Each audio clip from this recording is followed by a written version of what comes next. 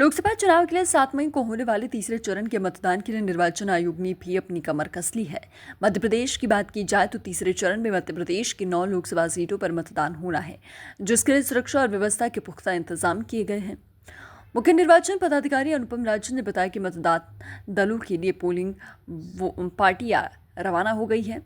तय समय के अनुसार मंगलवार को सुबह 7 बजे से वोटिंग शुरू हो जाएगी। तेज धूप को देखते हुए छांव की व्यवस्था भी पोलिंग बूथ पर की गई है। इसके साथ डॉक्टर की टीम भी मौजूद रहेगी। अनुपम राजन ने बताया कि 9 संसदीय क्षेत्र के 19 जिलों में मतदान होंगे। तीसरे चरण में होने वाले मतदान के लिए मध्य प्रदेश में 127 प्रत्याशी मैदान में हैं। इनमें से 9 महिलाएं शामिल हैं। सबसे ज्यादा वोट से 22 उम्मीदवार है, वहीं भिंड में सबसे कम 7 उम्मीदवार है। मुख्य निर्वाचन अधिकारी ने बताया कि चुनाव की तारीख का ऐलान होने के बाद से अभी तक विभिन्न चेक पोस्टों पर 280 करोड़ रुपए की सामग्री जब्त की गई है, जिनमें नकद, शराब, सोना चांदी और मादक पदार्थ शामिल है। मुख्य निर्वाचन पदाधिकारी ने सभी मतदाताओं से अपील की है कि ज्यादा से ज्यादा संख्या में मतदान कर लोकतंत्र की इस महापर्व को सफल बनाएं।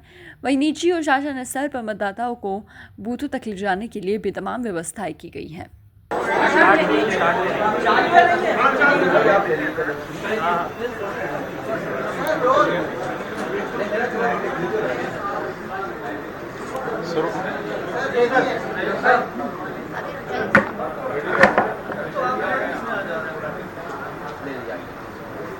तीसरे चरण का चुनाव 7 मई को मतलब कल है अपने यहाँ। फर्स्ट 2 फेजेस हो गए हैं, जैसा आप जानते हैं, 19 तारीख को और 26 तारीख को पिछले महीने।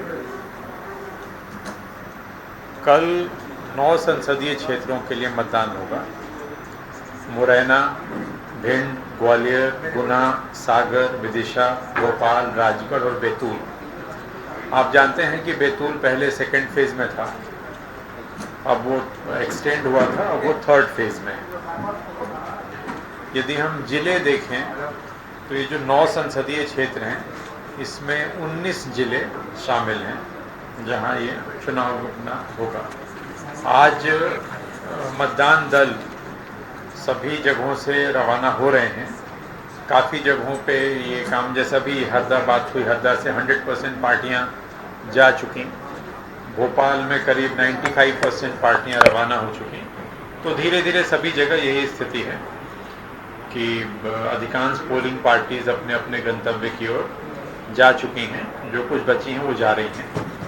डिस्पैच सेंटर पे काफ़ी अच्छी व्यवस्था गर्मी के कारण हम लोगों ने सुनिश्चित की है कलेक्टर्स ने, और हम लोगों ने ट्वीट के माध्यम से आपको बताया भी है कि किस प्रकार से अधिकांश जगहों पे जहाँ पे वितरण केंद्र है वहाँ पे एक तरह से मिनी ICU जैसी व्यवस्था करके, चाहे दतिया, ग्वालियर, सागर, कई जगह, गुना, कई जगहों पे इस तरह की व्यवस्थाएं की गई हैं।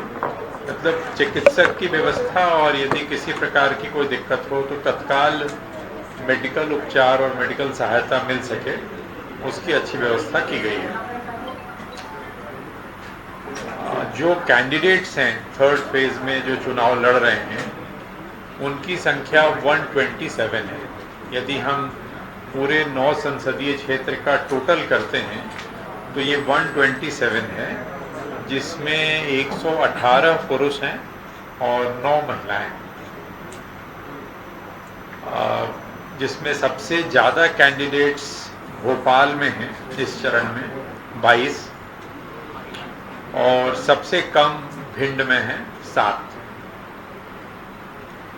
मतदान का समय जैसा आप जानते हैं 7 बजे से लेकर के शाम के 6 बजे तक, और सारी कार्रवाई जो मतदान से संबंधित होती है, मतदान प्रारंभ करने के पूर्व मॉक पोल की कार्रवाई पोलिंग एजेंट्स की उपस्थिति में, और मतदान का समय जो अंतिम समय होता है उसके पहले जो लोग मतदान केंद्र पे आ जाते हैं उनको पर्चियां दी जाती हैं और सभी लोग मतदान की प्रक्रिया में भाग लेते हैं।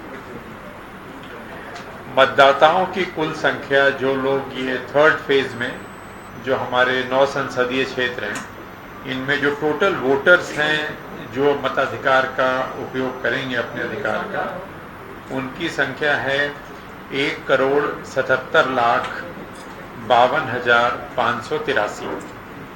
1,77,52,583, 177,52,583। इसमें पुरुष मतदाता हैं 92,68,987 9268,987 और महिला मतदाता हैं 84,83,105 84,83,105 थर्ड जेंडर 491। यदि हम श्रेणीवार देखते हैं तो जो दिव्यांग मतदाता हैं थर्ड फेज के लिए उनकी संख्या है 1,66,431। जो 85 प्लस के मतदाता हैं 85 साल से ऊपर के मतदाता हैं उनकी संख्या है 88,106। ये इसलिए महत्वपूर्ण है, आप जानते हैं कि 85 साल से ऊपर के लोगों को यदि वो चाहें तो वो घर से वोट कर सकते हैं। 100 साल से ऊपर के मतदाता 100 प्लस के मतदाता की संख्या है 1,804। जो हमारे सर्विस वोटर्स हैं इस फेज के लिए, जो लोग आर्मी में हैं, सेना में हैं, जिनको हम ETPBS भेजते हैं, उनकी संख्या है 36,778 36,778। 18 से 19 वर्ष के जो मतदाता हैं उनकी संख्या है 5,25,179 525,179।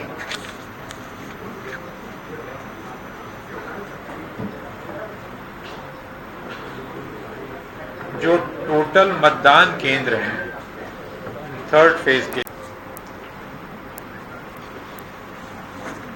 मतदान प्रतिशत की जानकारी हम लोग वैसे भी आपको हर 2-2 घंटे पे उपलब्ध कराते हैं और अब वोटर टर्नआउट ऐप से भी आप देख सकते हैं, आप देखते हैं।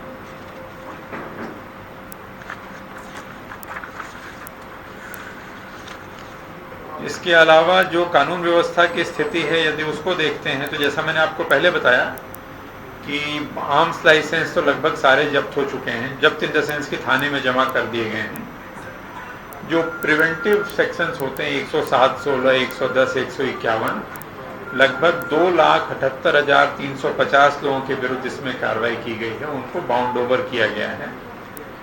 करीब 60,000 से ज़्यादा वारंट्स की तामीली कराई गई है। आज की स्थिति में हमारे करीब 800 नाके हैं जो लगे हुए हैं, 307 नाके हैं जो अंतर्राज्यीय हैं और 495 नाके हैं जो राज्य के अंदर के हैं।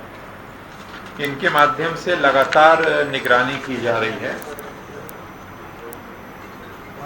जो FIR दर्ज हुई हैं आचार संहिता के दौरान अभी तक वो 1433 हैं, 1433 FIR दर्ज की गई हैं आज की स्थिति में। सी विजिल के माध्यम से जो शिकायतें मिली हैं उनकी संख्या 4,435 है, जिसका समय पे निराकरण किया गया है। जिला बदर के जो केसेस हैं जिसमें जिले से बाहर करने की कार्रवाई की जाती है, उसके 1706 प्रकरण में फाइनल ऑर्डर हुआ है। उसी प्रकार से जो नेशनल सिक्योरिटी एक्ट है NSA की कार्रवाई होती है, उसमें 36 प्रकरणों में कार्रवाई की गई। वोटर टर्नआउट अगर आप देखते हैं इन 9 पार्लियामेंट्री कॉन्स्टिट्यूंसीज का 2019 का, 2024 तो हम कल बता पाएंगे आपको, या इसमें जो वोटर टर्नआउट पिछली बार रहा है इस पूरे 9 पार्लियामेंट्री कॉन्स्टिट्यूंसी का, उसका औसत 66.63 आता है। उसका औसत 66.63 है। इसको यदि हम संसदीय क्षेत्रवार देखें तो मुरैना में पिछली बार वोटिंग हुई थी 61.95। भिंड जहां सबसे कम वोटिंग रिकॉर्ड हुई थी, भिंड की वोटिंग थी 54.49। ग्वालियर में वोट हुआ था 59.75।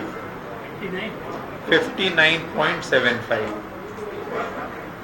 गुना में 70.02।